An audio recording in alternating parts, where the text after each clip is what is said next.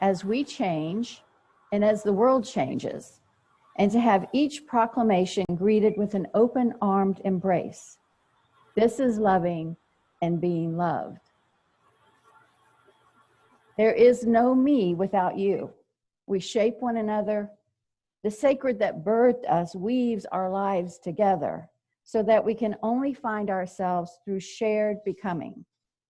For my journey and all its winding ways, for yours, for all the saints who labored for what is, all the kin whose lives made ours possible, for all those yet to come, for whom living our truths today will mean breaking possibilities open for them tomorrow.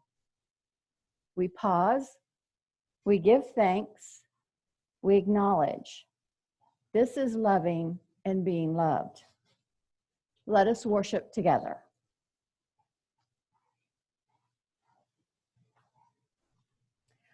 Our chalice lighting words are adapted from the writings of Joseph Campbell. We light our chalice this morning to remember that we have not even to risk the adventure alone. For the heroes of all time have gone before us, and the labyrinth is thoroughly known. We light our chalice this morning to remember that we have only to follow the thread of the hero path, because where we had thought to find an abomination, we shall find a God. We light our chalice this morning to remember where we had thought to travel outward, we will come to the center of our own existence. Where we had thought to be alone, we shall be with all the world.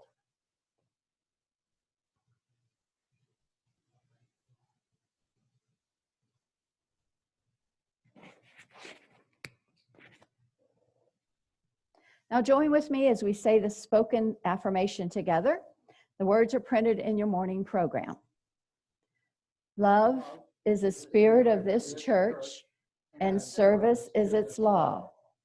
This is our great covenant, to dwell together in peace, to seek the truth in freedom, and to help one another.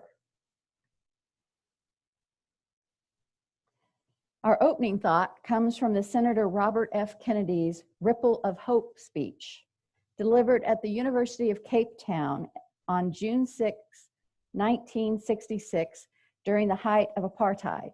He said, "It is from the numberless diverse acts of courage and belief that human history is shaped. Each time a man stands up for an ideal, or acts to improve the lots of others, or strikes out against injustice, he sends forth a tiny ripple of hope.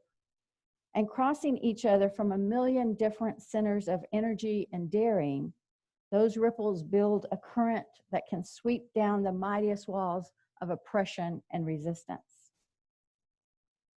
And now we have a musical selection.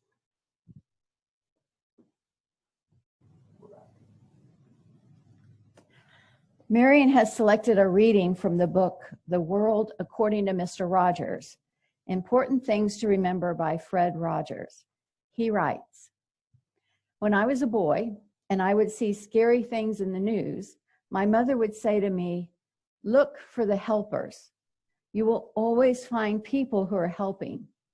To this day, especially in times of disaster, I remember my mother's words, and I'm always comforted by realizing that there are still so many helpers, so many caring people in this world. We live in a world in which we need to share responsibility.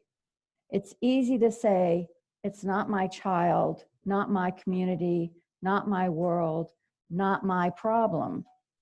But then there are those who see the need and respond. I consider those people my heroes." Now we'll take a few moments now to check in with everybody. How are you holding up? Getting all those pesky chores completed now that we're cloistering ourselves? Need any help? Chat away, friends.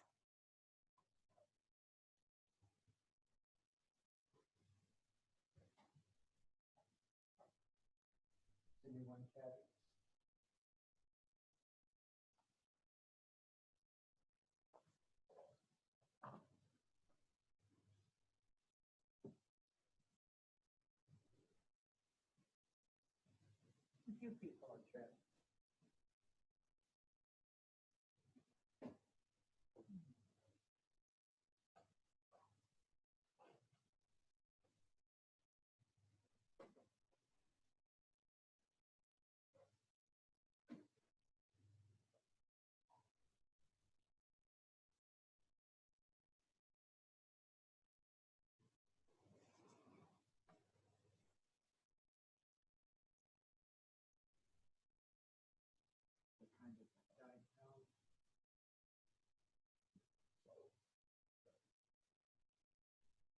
Okay, go on. Go. For our practices this morning, a blessing from the Reverend Dr. Rebecca Parker. She calls, "Choose to bless the world." Your gifts, whatever you discover them to be, can be used to bless or curse the world. The mind's power, the strength of the hands, the reaches of the heart, the gift of speaking, listening, imagining, seeing, waiting. Any of these can serve to feed the hungry, bind up wounds, welcome the stranger, praise what is sacred, do the work of justice, or offer love.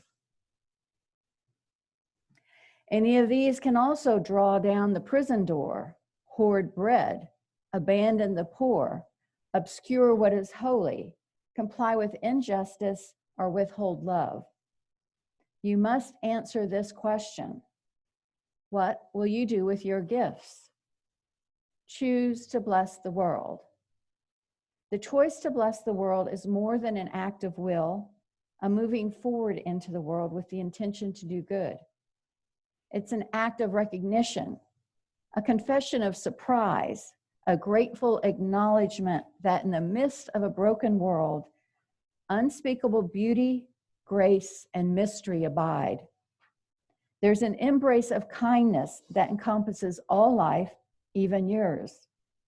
And while there is injustice or evil, there moves a holy disturbance, a benevolent rage, a revolutionary love, protesting, urging, insisting, that which is sacred will not be defiled. Those who bless the world live their life as a gesture of thanks for this beauty and this rage. The choice to bless the world can take you into solitude, to search for the sources of power and grace, native wisdom, healing, and liberation.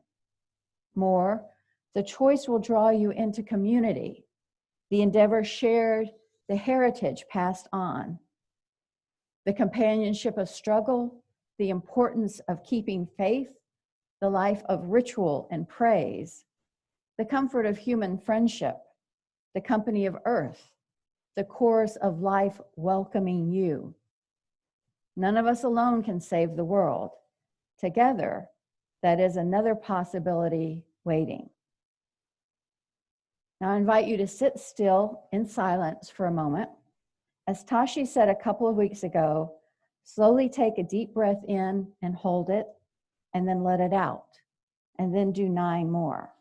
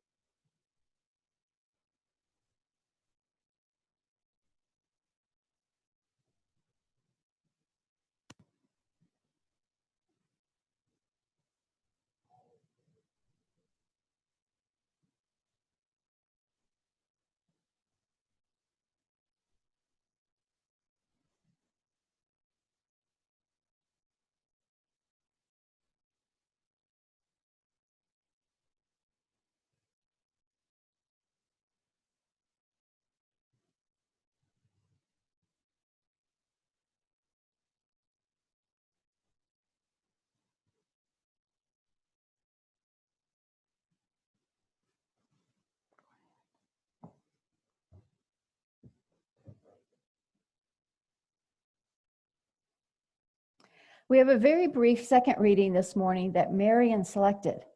While it appears at the quote at the top of the morning program, it bears reading out loud. not only because of its sentiment, but because how applicable it is for the coronavirus.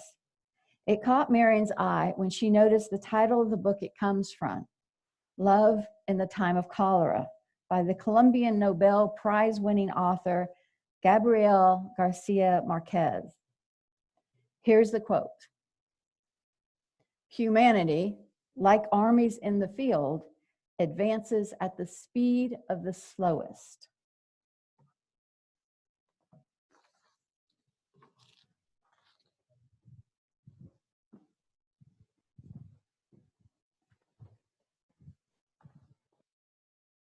Good morning. My thanks to Jim and Doug and everyone who has worked to adapt Red River UU's meetings on Sunday morning so we can share these few minutes even though we can't physically be together. When I read David Brooks' book, The Second Mountain, The Quest for a Moral Life, I kept being reminded of the Uu7 Principles. A quick refresher on those. UUs believe in the inherent worth and dignity of every person, in justice, equity, and compassion in human relations, in acceptance of one another and encouragement to spiritual growth in our congregations, in a free and responsible search for truth and meaning, in the right of conscience and the use of the democratic process within our congregations and in society at large, in the goal of world community with peace, liberty, and justice for all, and in respect for the interdependent web of all existence of which we are a part. That listing of beliefs is big and aspirational, something to work toward, not to assume we've achieved. And though this is a statement of what we believe without recommendations about how or how much to put it into action, it's a given among UUs that we don't simply sit on our duffs and hope that good things happen. UUs accept that if we believe in justice, equity, and compassion in human relations, that means we work for justice and equity, and we show compassion in human relations. It's impossible to do justice to David Brooks' terrific book in one brief talk. It's filled with quotable lines, thoughtful, deep, funny, meaningful lines. It contains wisdom and damn good writing. Please give yourself a gift during this scary time and read this entire book. Brooks notes that we climb our first mountain in life when we separate from our parents, get established in a career, start a family, and try to make a mark in the world. Some stay on this first mountain, but not everyone does. Some get to the top of that first mountain, taste success, and find it unsatisfying. So they look for something beyond what they've so far achieved. For some people, Brooks says, this feeling is not a dramatic crisis. It's just a creeping malaise, a gradual loss of enthusiasm in what they're doing. Then people generally go through a familiar process. First, they deny that there's something wrong with their life. Then they intensify their efforts to follow the old failing plan. Then they try to treat themselves with some new thrill. They have an affair, drink more, or start doing drugs. Only when all this fails do they admit that they need to change the way they think about life. But the realization that one is underliving one's life may come suddenly, the result of being plunged into what Brooks calls a valley. Something cataclysmic happens, such as the loss of a child or a struggle with addiction. A spouse dies or files for divorce. One loses one's job and with it one's identity. Life suddenly seems absurd or meaningless. These people, he says, are no longer on the mountain. They're down in the valley of bewilderment or suffering. People in the valley have been broken open. Some shrivel in the face of this kind of suffering, get more afraid and more resentful. We all know old people who nurse eternal grievances. But for others, this valley is the making of them. Their life is defined by how they react to their moment of greatest adversity. They've gone from self-centered to other-centered. At this point, people realize that first mountain wasn't my mountain after all. There's another bigger mountain out there that's actually my mountain. In the valley, if you're fortunate, you learn to see yourself as a whole person. When you ask people what experience made them the person they are, people usually talk about moments of difficulty, struggle. The reason transformation happens in the valley is because something that had hitherto been useful and pleasant needs to die. That thing is the ego self. So they can perform the task, the impressive rational way of being we constructed for ourselves on the first mountain. People develop this ego self so they can perform the task of the first mountain. Bull your way into the world, get a job, make your mark, build an identity, but there is a deeper self underneath that can't be seen unless the ego self falls away. When this relinquishment of the ego self has happened, people are ready to begin the second mountain. Excuse me.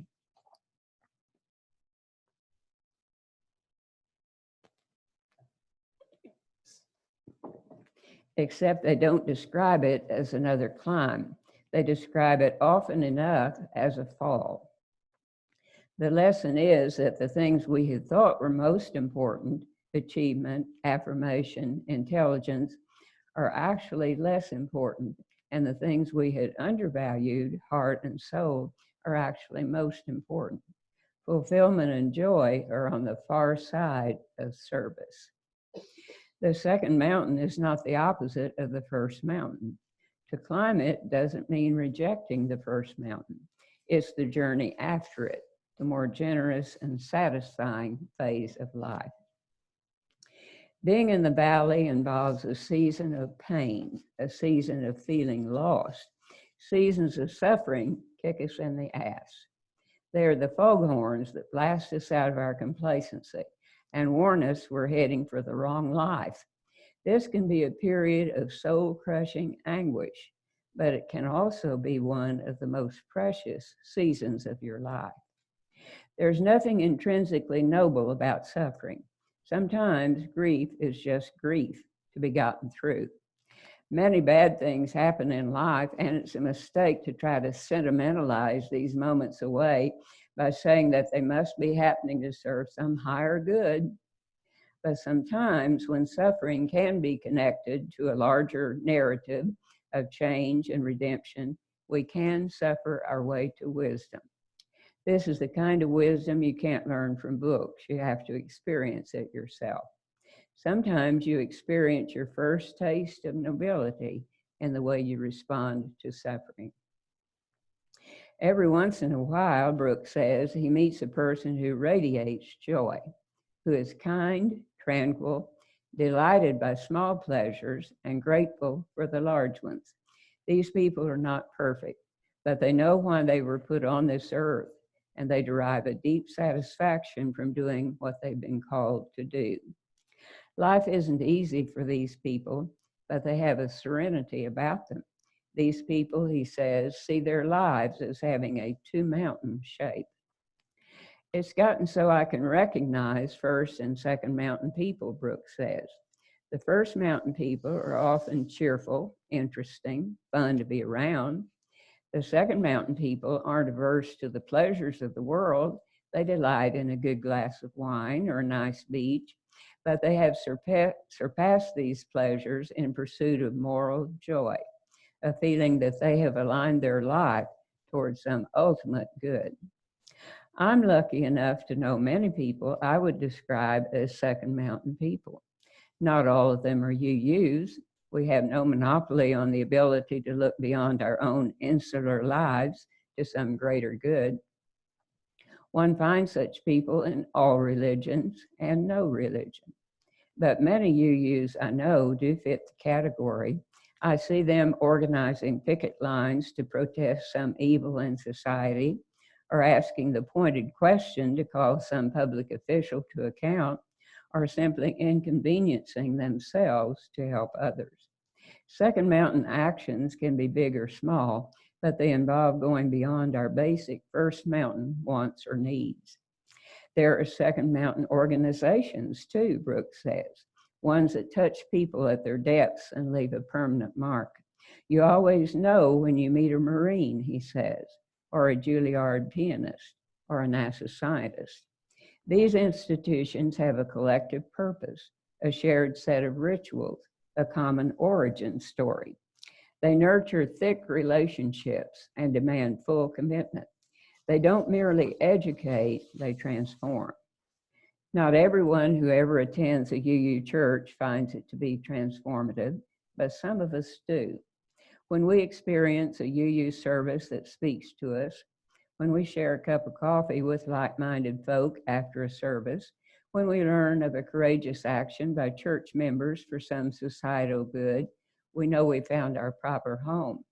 For us, a UU church can be our second organization, a place to be our true selves. You lost sound?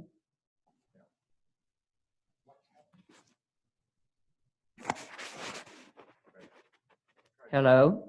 Hello? Are we back? You're back. For us, a UU church can be our second mountain organization, a place to be our true selves.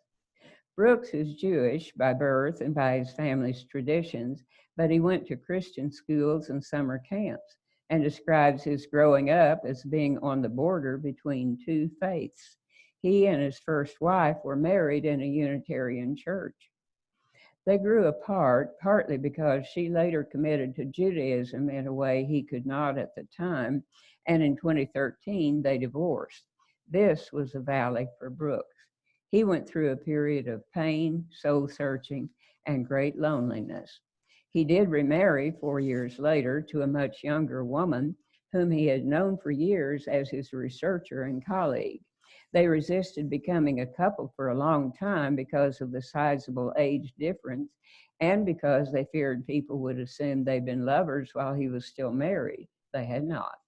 She moved to Houston for a while so they wouldn't be seeing each other regularly, but continued contact by email. Finally, he says they accepted the inevitable, bowing to a love that then seemed impossible and now seems inescapable. Brooks has much to say about marriage in his book, comments that are wise and sometimes funny, but that's for another talk when more time allows. We might wish to revisit Brooks' book at some point. He considered himself an atheist for years, but gradually came to faith. He now says, I was always and will always be culturally Jewish, but now I feel religiously Jewish. If Jews don't want me as a Jew, they're going to have to kick me out. On the other hand, I can't unread Matthew. The Beatitudes are the moral sublime, the source of all. Brooks describes himself today as a wandering Jew and a very confused Christian, but adds, how open are my possibilities and how vast are my hopes. One difference between the first and second mountains, Brooks says, is the difference between happiness and joy. Happiness is the first mountain thing, which often has to do with some success, some new ability, or some heightened sensual pleasure. Joy is a second mountain thing, which tends to involve some transcendence of self. We are pleased by happiness, but we are transformed by joy. A narcissist can't even conceive of joy. That's one of the problems with being stuck on the first mountain. You can't even see what the second mountain offers. Brooks points out the limits of hyper-individualism as he refers to the emphasis on self-actualization that began in the 1960s. Although that era brought some good changes, he says, such as breaking many of the chains that held down women and oppressed minorities, many people are now left feeling uncertain about which way to go, how to live their lives. Young adults, he says, are told to follow their true inner passion, but their true selves are not yet formed, so they don't know what their true passion is. Brooks also regrets the breakdown he sees in community, the sense that we're all in this together. Interestingly, though, I'm hearing that statement, we're all in this together, more and more as people on TV and elsewhere comment on the COVID-19 threat that we're all facing. Brooks differentiates first mountain thinking from second mountain thinking in this way. Individualism, or first mountain thinking, says you have to love yourself first before you can love others. But the second mountain ethos says you have to be loved first so you can understand love. And you have to see yourself actively loving others so that you know you are worthy of love. There's something that feels almost involuntary about a deep commitment to something beyond oneself. It happens when some person or cause or field of research has become part of your very identity. You have reached the point of the double negative. I can't not do this. I'm sure it was that double negative that took UU pastor James Reeb from his home and young children in Boston after Martin Luther King Jr. put out a call for religious leaders across the nation to come to Selma in 1965 and stand in solidarity with Blacks attempting to march from Selma to Montgomery to protest their treatment in that state. Reeb was beaten to death by several white men for his involvement in the protest. There are many other examples of UUs, and others, of course, participating in second mountain actions, sometimes at real cost to themselves. Sorry. As Brooks notes, there is a paradox of privilege in our society. When we are well off, we chase the temporary pleasures that actually draw us apart. We use our wealth to buy big houses with big yards that separate us and make us lonely. But in crisis, we are compelled to hold closely to one another in ways that actually meet our deepest needs. Being part of a tight-knit community with prescribed social norms can sometimes feel stifling, he says, but being outside community can lead to loneliness, which may result in suicide or overuse of opioids, distrust of others, a crisis of meaning, or losing faith in faith, as he puts it, and tribalism. Brooks observes that tribalism may look like community, but it's actually the dark twin of community. Community is connection based on mutual affection. Tribalism is connection based on mutual hatred of some other. People often use partisan identity to fill the void left when their other attachments wither away: ethnic, neighborhood, religious, communal, and familial. But this is asking more from politics than politics can deliver, Brooks says. Once politics becomes your ethnic or moral identity, it becomes impossible to compromise, because compromise becomes dishonor. Every electoral contest is a struggle for existential survival, and everything is permitted. Tribalism threatens to take the detached individual and turn him into a monster. Suffering, or being in the valley, or being in the wilderness, however you express it, can make us realize who we really are. For one thing, it shatters the illusion of self-sufficiency, which is an illusion that has to be shattered if any interdependent life is going to begin. Many people don't come out of the valley healed, they come out different. At those low moments, the protective shells are taken off, humility is achieved, and a call to service is clearly received. We can see during this pandemic how insufficient the idea of self-sufficiency is. It simply doesn't work when we see all around us how dependent we are on other human beings to do what we need them to do. This is the pivotal point, maybe, of this whole book, Brooks says. On the surface of our lives, most of us build the hard shell to cover fear and insecurity and win approval and success. When you get down to the core of yourself, you find a deep yearning to care and connect. He says there are layers of life covered by economics and political science and evolutionary psychology, but those layers don't explain Chartres Cathedral or Ode to Joy. They don't explain Nelson Mandela in jail. Abraham Lincoln in the war room, or a mother holding her baby. They don't explain the fierceness and fullness of love. These are the springs that will propel us to our second mountain. Since the coronavirus became such a threat in our lives, we've stayed alone more. But I think that has, in a way, made us feel less lonely. I haven't been physically close to my friends and to many of my family members lately, but I have reached out through emails, phone calls, and Facebook more than usual. I've contacted people who are at a distance, and they've contacted me, sometimes not to share information, but just to say, how are you? Are you okay? Can I do anything to help you now? These messages are precious, almost as tangible as the physical stroke of a friend's hand on one's cheek. Brooks notes it can help to find a good mentor when one is in a difficult place, someone who can teach us how to embrace the struggle, that the struggle is the good part. Some choices in life will transform your life, but don't reveal to you all the changes that will happen before you make them. Moving to a new country, converting to a different religion, changing careers, getting married, having kids. We can't rationally think through all the changes that will occur. We can't rationally think through these choices because we can't see the future. And every choice means a renunciation of other possible choices. Marrying a different person, for instance. Freedom, Brooks says, isn't an ocean you want to spend your life in. Freedom is a river you want to get across so you can plant yourself on the other side and fully commit to something. A life of commitment, he says, means saying 1,000 no's for the sake of a few precious yeses. If you aren't giving up anything, you probably aren't diving into anything fully.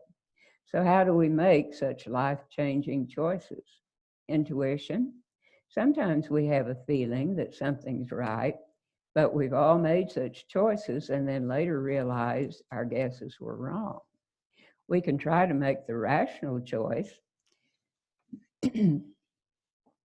writing down the pros and cons of any possible decision, but what if one of those pros or cons is hugely more important than the others? If so, giving it equal weight with the others won't work. But what if you're not sure how much weight to assign to any given factor? People trying to choose a career tend to ask, what am I really good at it? The better question is, what activity do I love so much that I'll put in however much work I need to get really good at it? Work is the way we make ourselves useful to our fellows, Brooks says. And he quotes Tim Keller as saying, there may be no better way to love your neighbor. That's certainly true in this time of social distancing. Nurses and doctors treating sick people, truckers, postal workers, and delivery people bringing us food, medicine, and other needs, stockers and clerks manning grocery stores and pharmacies, media people in television and the press finding out and passing on vital information. They're all showing us love through doing their jobs. While I've been physically distant from most people lately, I've learned to appreciate my fellow humans more. UUs like to say that our services are different every Sunday, and we don't know what to expect from one week to the next, but we're actually pretty consistent in many ways. Brooks quotes the Unitarian minister, Galen Gingrich, who pastors All Souls Church in New York City, about why people go to church. We're here not so much to make spiritual progress each week, though that's wonderful if it happens. Rather, we mostly come for what remains the same from week to week. We're here to remind ourselves of values that unite us and commitments that keep us heading in the right direction. We're here to choose again what we chose before. UUs don't all agree on the big questions. Is there a God? If so, what sort of God? Is there an afterlife? We have no shared belief in any sacred book that tells us how to live, but our 7 principles do suggest a way to think about the world, which then suggests a way to behave in it. UUs believe in trying to make things better in this life, here and now, for ourselves and for others. And we do agree on the importance of community. It was that need for community that brought me back to church after many years of being unchurched. And I have found community at Red River UU. Thanks for being part of this virtual community today, friends. I look forward to the day when we can again be present in body as well as spirit.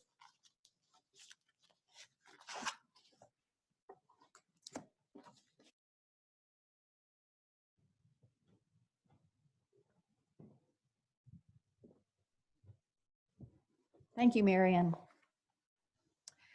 Now, a gentle reminder that even though we're not using the building, except for the handful of people that make sure our morning assemblies continue, the bills don't stop coming.